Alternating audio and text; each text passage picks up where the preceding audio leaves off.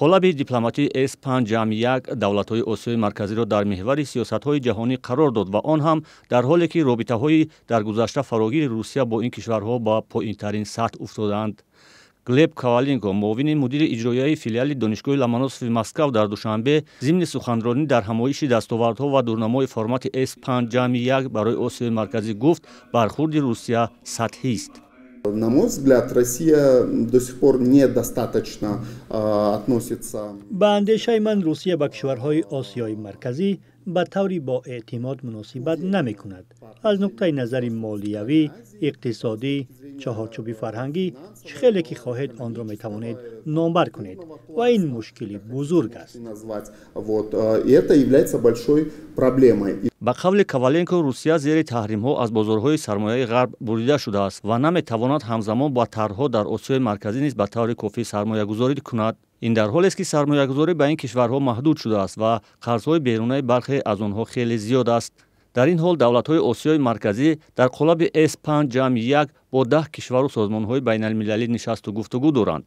Эркинхон Раҳматуллоев, сафири пешини Тоҷикистон дар Иттиҳоди Аврупо ва мушовири собиқи президенти Тоҷикистон дар умури байналмилалӣ бар ин аст ки ҳамаи он кишвару созмонҳо дар минтақа манфиати худро доранд ва Тоҷикистон низ бояд аз ин қолаб талош кунад манфиатҳои бештари худро бардорад.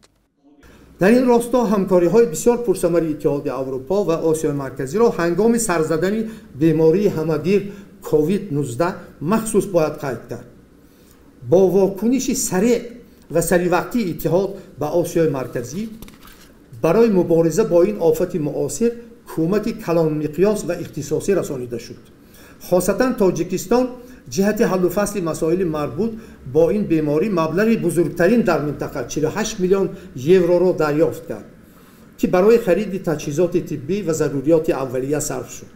در این همایش به این سوال پاسخ داده نشد که قالب S5+1 تا کجا با رشد روابط دوجانبه کمک میکند و آیا این آرزوی طرفهای زیر عدد 1 است که میخواهند منطقه را سرجم و یکسان بینند و تا کجا خطهای جدایی در قالب بر روابط کشورها اثرگذار است.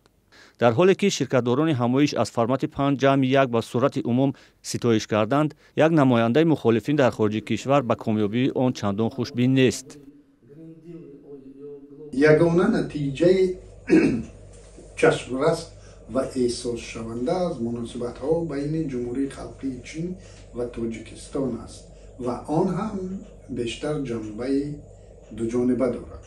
فرمت‌های باقی‌مانده 5+1 با آمریکا، اروپا و روسیه باشد برای تاجیکستان به جز نشست به خاطر نشست چیز دیگری نیستند. شاید قزاقستان و ازبکستان از این نشست‌ها برای بوده باشند چون صاحب اقتصادند، گرچند در آنجا هم مناسبت‌های به واسطه غرب با این دو کشور به این هم نظر رسند. اکرم کریمی، سفیر تاجیکستان در شاهیگری عربستان سعودی که مجازاً در همایش شرکت کرد، گفت سال جاری روند نو همگیری میان کشورهای آسیای مرکزی و کشورهای عربی خلیج فارس نیز راه اندازی شد. وی امیدوار است که عربستان سعودی که 20مین اقتصاد جهان است، میتواند به جلب سرمایه عرب به اقتصاد تاجیکستان مساعدت کند.